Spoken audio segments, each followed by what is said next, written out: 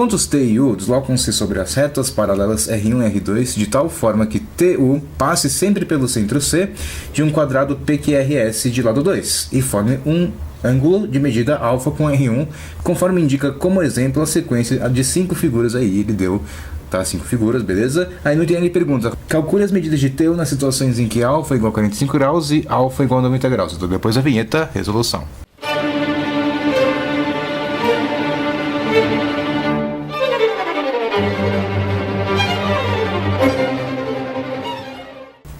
Então, galera, ele deu esses dois quadrados aqui, beleza? Um alfa que vai dar 45 graus e o outro alfa é 90 graus, beleza? É o que, né, ele está explicando no texto o que acontece com o alfa, tudo bem? Né, que o alfa, né, é exatamente o ângulo entre essa reta que passa pelo centro, certo? E fica girando, certo? Esse cara fica girando, certo? E aí uma situação é 45 graus, outra é 90, tudo bem? E o lado desse quadrado vale 2, tá? Ele está perguntando quanto vale exatamente a distância, essa distância aqui, né? Que ele chamou de T aqui embaixo e o aqui em cima. Ele quer saber exatamente a distância TU quando for o alfa 45, quando for o alfa 90 graus. Bom, a gente sabe que nesse caso aqui vai ser diagonal do quadrado, certo? Né? A gente pode fazer por Pitágoras também, certo? Vamos chamar de D, que a hipotenusa D quadrado vai ser igual a 2 ao quadrado, que é 4, mais 2 ao quadrado, que é 4. Então D quadrado é 8, certo? Então D vai ser exatamente 2 raiz de 2, que é raiz de 8, tudo bem? Que é diagonal do quadrado, beleza, pessoal? E quando alfa for igual a 90, o que vai acontecer? Aqui é 90 graus, beleza? A gente tem um retângulo aqui, certo? Isso daqui vai ser 1, que vai ser metade aqui de 2, certo? E isso aqui vai ser exatamente igual a 2, que é essa altura, a mesma coisa que esse lado aqui do quadrado, certo?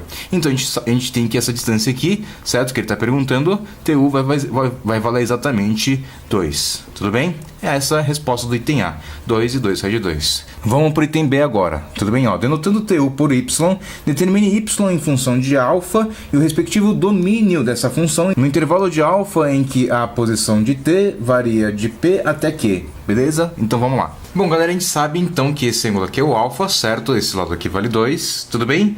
Então, galera, o que vai acontecer, né? Quando esse cara tá aqui, certo? O alfa é 45 graus, beleza? Então, esse alfa aqui, quando ele estiver nessa posição, é 45 graus, tudo bem? Esse carinha aqui, ele pode ficar variando, certo? Esse cara, ele pode variar daqui até aqui. Tudo bem? Beleza. Então, conforme ele vai variando, por exemplo, quando ele estiver aqui, beleza? Então, o nosso alfa, ele vai estar para cá, certo? Nosso alfa, ele vai estar para cá. E, beleza. O que vai acontecer, galera? Eu vou montar esse triângulo aqui, ó. Esse triângulo retângulo. Tudo bem? Montando esse triângulo retângulo, a gente tem que... Esse cara vai ser o nosso Y que ele falou, certo? O Y, beleza? A distância entre as intersecções, que é exatamente a medida TU que ele pediu aí, beleza? Então a gente sabe que olhando para esse triângulo, né, o seno de alfa é exatamente quem, pessoal? É exatamente o cateto oposto, que é 2, sobre o TU, certo? Sobre esse TU. Beleza? Então, eu vou substituir esse TU por Y, certo? Que ele pediu para chamar de Y.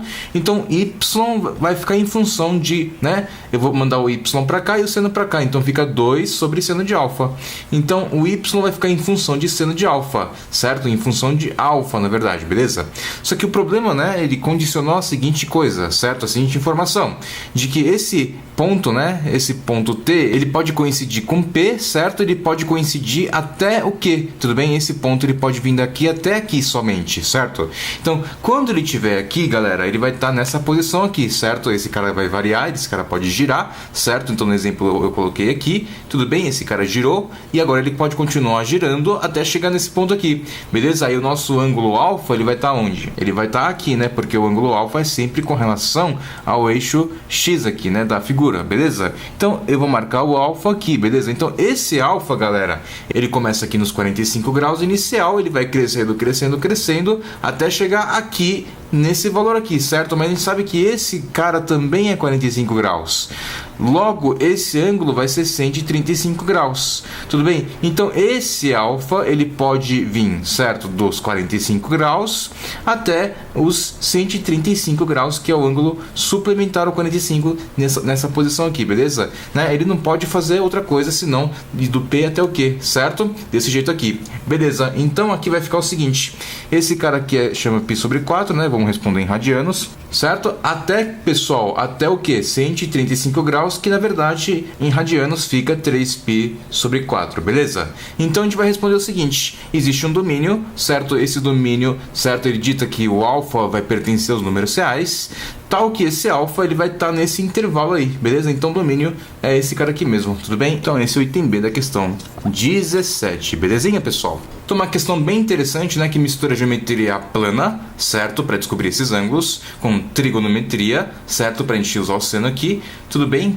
Tem um triângulo retângulo e tal, e também domínio de função, né? É interessante você observar que esse valor de alfa está condicionado aos dados do enunciado, certo? Então domínio, né, tem a parte subjetiva aí da parte da matemática, que você precisa interpretar o enunciado, tudo bem, o exercício, a situação, para você falar, não, o alfa está entre esse e esse, não pode ser outro valor, beleza? Então é isso aí, pessoal, falou!